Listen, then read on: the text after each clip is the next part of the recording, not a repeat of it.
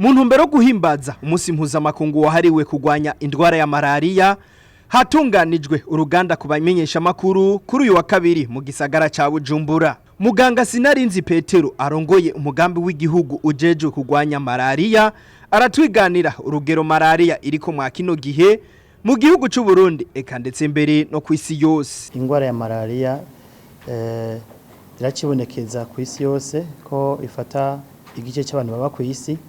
Twaboneye hamwe yuko malaria umwaka wa 2022 yafashe abantu bashika miliyoni amajana 219 ku isi yose, ndetse abashika ibihumbi amajana 600 bakaba barahitanwa n'iyo ngwara. No mu Burundi rero malaria iracari ingwara ibonekeza gusumba izindi ngwara zose.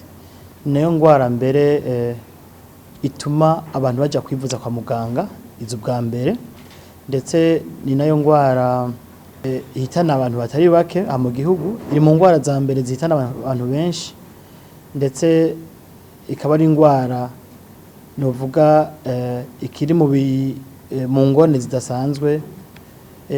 Ubushikiranganji bw'amagara y'abantu buriko buragerageza kugabanya uburemere.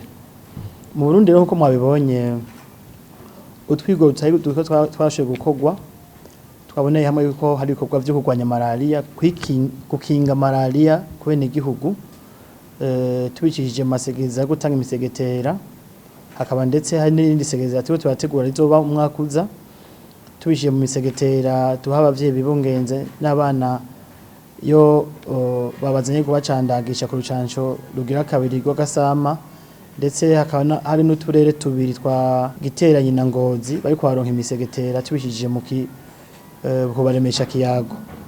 Hari n'ubundi burebe bushika bune andavuga Buye na Kiremba muri Ngozi, ndetse na Gashoho na Muyinga mu ntaya Muyinga dusanzwe dukora ibikorwa byo gupoma mu mazu. Hambavu y'ivyo bikorwa byo gukinga malaria twaboneye hamwe yuko hariho ibikorwa byo gutanga ibinini ku bavyeyi bibungenze mu ntumbero yo kubakingira malaria mu gihe bibungenze, ndetse no gukingira malaria abana basanzwe bibungenze. Ndetse twaboneye hamwe yuko hari n'ibikorwa twimije gukora aho ivyo binini tuzoza tukabiha abana bari bafise amezi 6 gushaka ku mezi 28 kugira ngo nabo tubakingira ingwara ya malaria. Ibyo byose akaba ari akigoro leta y'u Burundi gumishira mu ngiro. Twaboneye hamwe mbere yuko hari n'umugambi wa vuba wo gutanguza urucanco rukinga ingwara ya malaria muri uyu mwaka nyene. Muganga Sinarinzi Petero abandanya asigura ko ugo rucanco ruzohabwa abana bafise hagati y'amezi 6 n'amezi 28. Urucanco rukinga ingwara ya malaria ruzoba rucanco ruzotangwa cyo kimwe n'izindi ncanco zose. Andavuga kiya kirangamisi abana baja kwakira kw'incanco bazoheza babereke n'ikirangamisi cy'urucanco rwa malaria. Mu misiza twinje mu rucanco nyezina muzoheza mu bimenyeshwe. Ibikorwa bitari bike byamaze gutegurwa biko birabandanya.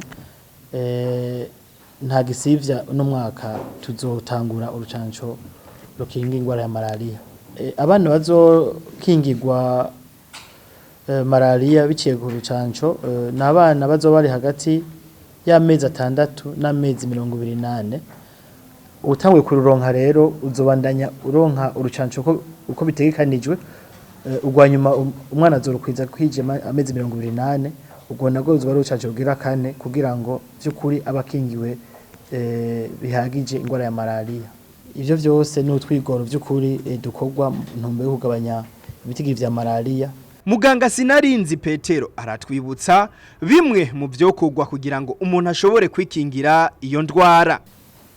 Akamo dutera abene gihugu nuko botahura ko leta y'u Burundi yabazaniye ibikoresho byo kwikingira malaria.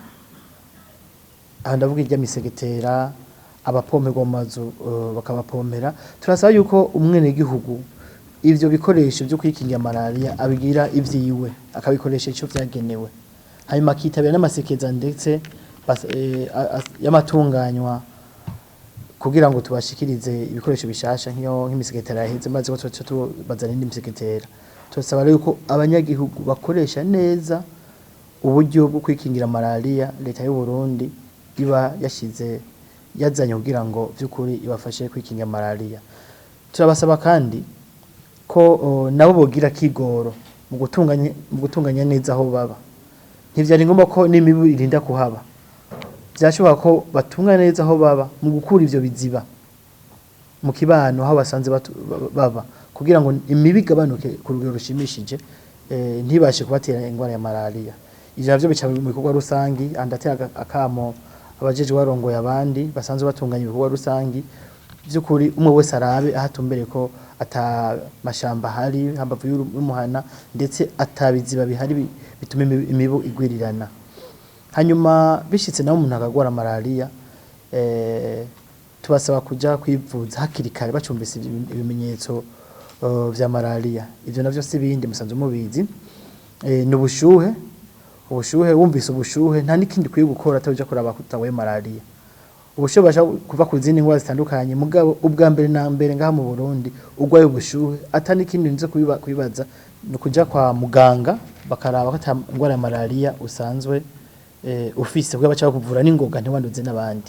Hanyuma ibindi navyo kumeneka umutwe hariho kurwa mu kanwa ucika intege kumva ko acitse amafyigo hose bigiye kure mbere murazi ko hariho kudahwa no gucibwamwo rimwe byashitse kure.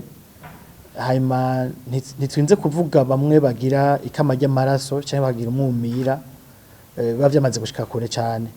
Ivyo ntitwenda gushikiyo hose ariko ivyo bimenyetso nyamukuru twamaze kudondagura ukivyumvise nuko umwene gihugu carangura kwivurira mwegereye cyo kumemesha kiyaga mwegereye kugira ngo yivuze ingwara ya malaria.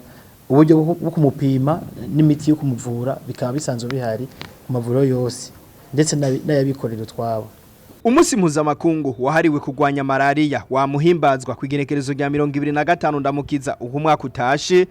Uyu mwaka bitegekanijwe ko uzohimbazwa igenekerezo rya 21 ruheshi muri komine Rugombo intara ya Cibitoke ku civugo kivuga kiti duteze imbere amagara y'abantu ashingiye ku burenganzira bwa bose n'agateka kazina muntu.